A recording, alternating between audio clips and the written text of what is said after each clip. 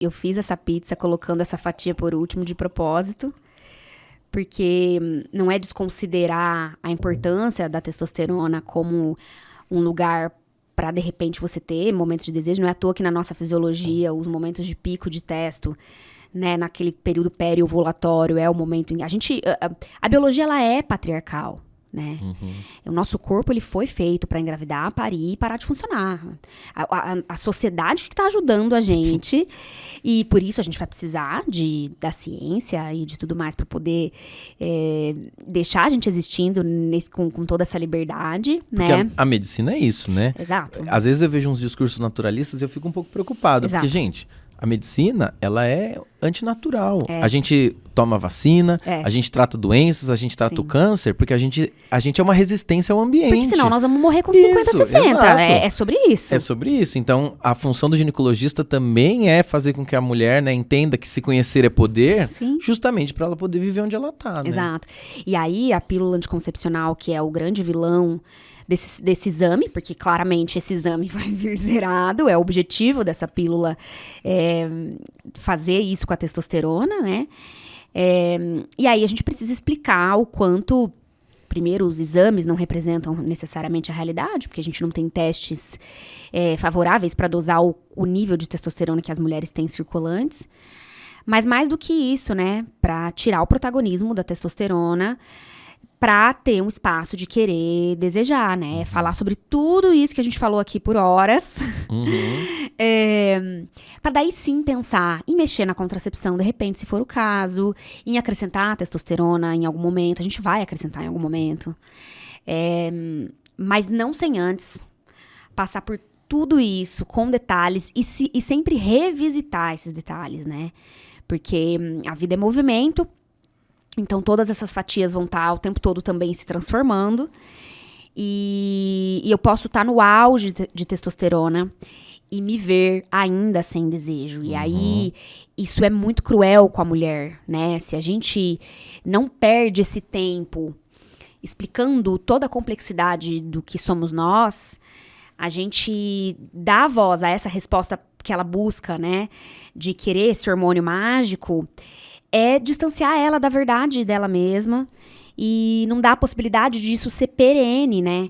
Porque aí eu tô lá com 80 anos e eu ainda posso ser uma pessoa sexual, né? E se for olhar pra fisiologia, vai estar completamente desfavorável, né? Então, esse ser biopsicossocial que somos passa por essa pizza inteira. Né? É fantástico isso, que é importante a gente validar isso, porque as pessoas...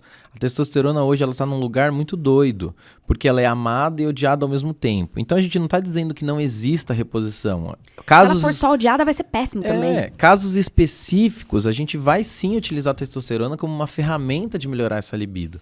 Mas é muito importante isso que você contou, os exames, eles não revelam, então não existe uma correlação clínica... Eu falo isso para os pacientes. Testar, dosar testo de paciente jovem ou de paciente mais velha não quer dizer nada, né? Mas olha só como está próximo do limite inferior. Mas se você for uma mulher cis, que não... É isso, vai ser baixa mesmo, entendeu? Então, entender isso, que ela pode ser uma ferramenta, mas é o conjunto, né? É o conjunto da coisa toda. E conforme a gente vai entendendo essas outras fatias e ressignificando o que é sexo, e ressignificando o que é sexualidade, ressignificando o que é prática sexual, você pode chegar aos 80 sendo um indivíduo sexual. Isso. Por quê? Porque o sexo não necessariamente é penetração, a gente falou lá, né? E o beijo na boca, e o envolvimento, e o companheirismo, e o relacionamento, e a masturbação, e o autoprazer, e o orgasmo, e a autoestima. Então, os hormônios, eles são importantes, mas existe uma fisiologia que vai fazendo que eles caiam ao longo da vida. E tá tudo bem, né?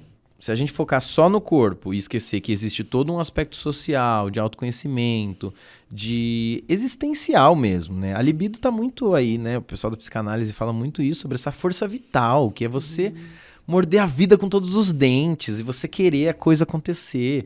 Vai ter fases que você não vai estar, porque vai ser um momento de introspecção, né? A própria mulher, no ciclo natural, a mulher é cíclica, ela vai ter isso, ela vai ter um pico com muito tesão e um pico de reclusão. Não todas, mas muitas vão ter, né? E o puerpério, eu acho que é o mais emblemático desse momento ali, né? O momento em que a prioridade é a sobrevivência de um recém-nascido, não se fazer um novo para competir com esse momento. Então, é o representante principal, eu acho, que nós não vamos usar testosterona, a gente não vai querer melhorar desejo sexual nessa hora, e é saber esperar, né? Eu fiz uma analogia outro dia com o puerpério, Rê, que eu tô numa fase de vida muito louca, as coisas que estão acontecendo, podcast aqui e tal, e que bom, não posso reclamar de nada. E o que eu sempre senti foi que tá uma loucura. E o puerpério, ele é uma loucura. É quando você sente que os pratos que você tenta equilibrar na vida, vários vão caindo e tal. E será que dá pra ser diferente? Tem momentos da vida que você tá tão dedicado a alguma coisa específica, então seja puerpério, seja cuidar de um familiar, seja passar numa prova, num concurso. Tem momentos na sua vida que você vai ficar desequilibrado. Porque senão a gente fica também, né, as pessoas ficam achando que a vida, o equilíbrio, ele é dinâmico. Eu gosto muito da imagem de um equilibrista, né, uma equilibrista na corda bamba, assim, que tem hora que você tá pendendo para um lado, para o outro. Não é uma coisa estanque. Sim. E as pessoas têm buscado muito isso, a internet tem trazido, né, essa tal dessa busca desse equilíbrio, e parece que você... Aí você não vai dar nenhum grande passo se você não se permitir desequilibrar um pouquinho.